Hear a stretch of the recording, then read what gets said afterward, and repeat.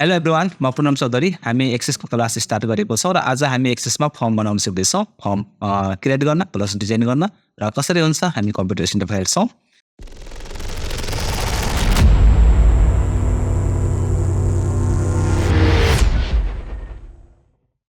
Okay, म कम्प्युटरमा आइसकेको छु र फर्मको लागि चाहिँ हामी हिजोको क्लासमा योभन्दा अघिल्लो क्लासमा बनाएको फाइललाई ओपन गर्नुपर्ने हुन्छ, जुन कि मेरो डिस्प्लेभित्र यो डिराइभभित्र मेरो यो डिबिएमएस फोल्डरभित्र यहाँनिर सेभ गरिएको छ र यो फाइललाई हामी ओपन गर्नु पर्यो। अप्सनमा गएर इनेबल गर्नै पर्यो हामीले यो टेबल बनाएको थियौँ र टेबलसँगै यो रिपोर्ट पनि हामी अघिल्लो नेक्स्ट क्लासमा बनाउन सिकेको थियौँ र आज हामी यो रिपोर्टलाई हामी चेन्ज गर्दैछौँ। अब हामी चाहिँ आज यो टेबललाई फर्ममा कन्भर्ट गर्न सिक्दैछौँ, फर्म बनाउन सिक्दैछौँ। फर्म होइन, जुन कि हामी क्रिएटमा गएर टेबल बनाउन सिक्यौँ, हामी यो रिपोर्ट पनि बनाउन सिकिसक्यौँ र आज हामी सिक्दैछ यो फर्म बनाउन।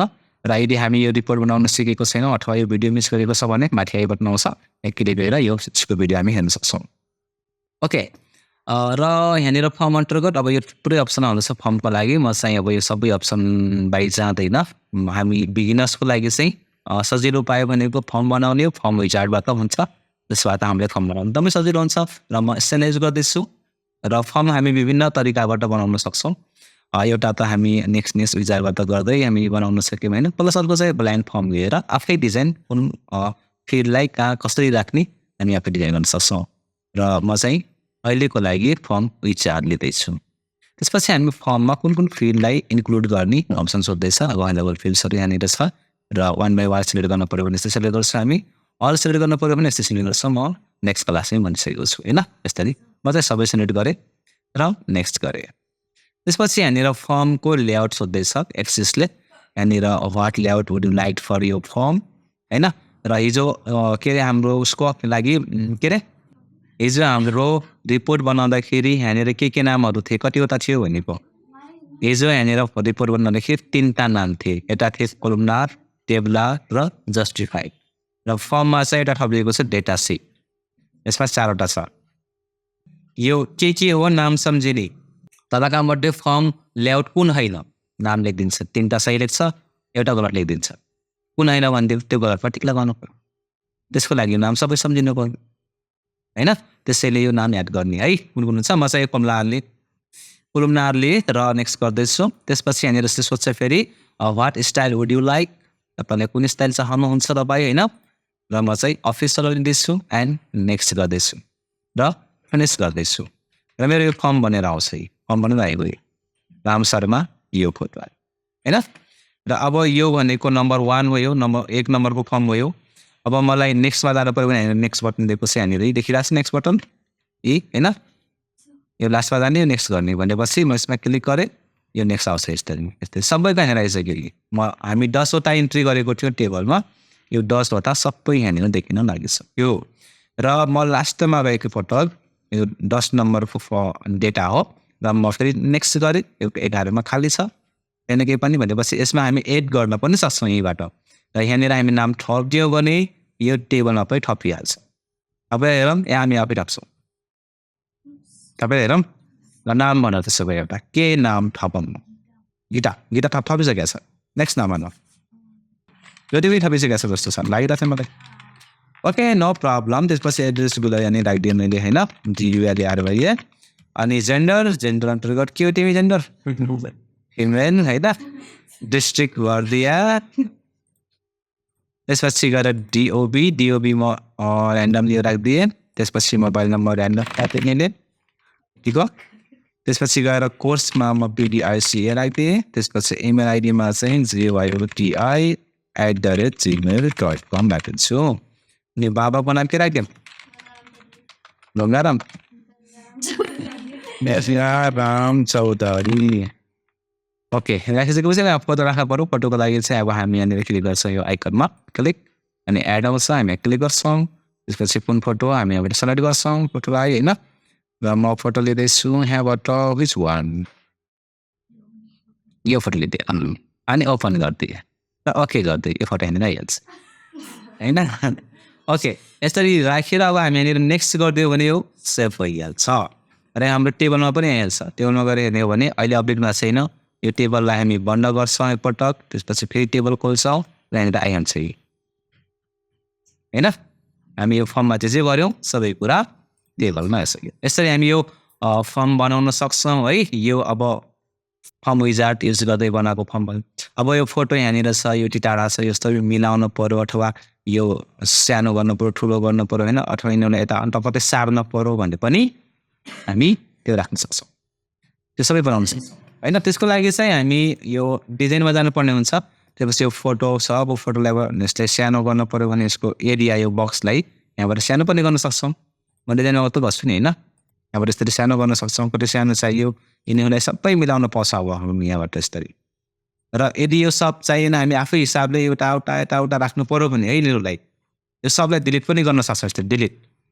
जस्तै यसलाई पनि डिलिट गरिदिएँ मैले सब डिलिट भयो अब हामी आफ्नै हिसाबले राख्नु पर्यो भने हैन एक्जिस्टिङ फिल्ड्समा गएर यहाँनिर आइडी छ आइडी यहाँनिर राख्नु पर्यो यसरी कहाँनिर राख्ने हामी राख्न सक्छौँ यसरी आफै यसरी फुल नेम कहाँनिर आउने भनेर यसरी उठाएर पनि राख्न सक्छौँ हामी यसरी है यसरी अब यसरी राख्दाखेरि हामीलाई फेरि आफ्नै हिसाबले मिलाइराख्नुपर्ने हुन्छ अलिकति टाइम कन्ज्युमिङ हुन्छ यसरी पनि राख्न सक्यौँ यहाँबाट यसमा हामी डबल क्लिक गरिदिने हो भने यसरी डबल क्लिक हैन त्यहाँ अटोमेटिक यो एड हुँदै जान्छ यसरी डबल क्लिक गरेर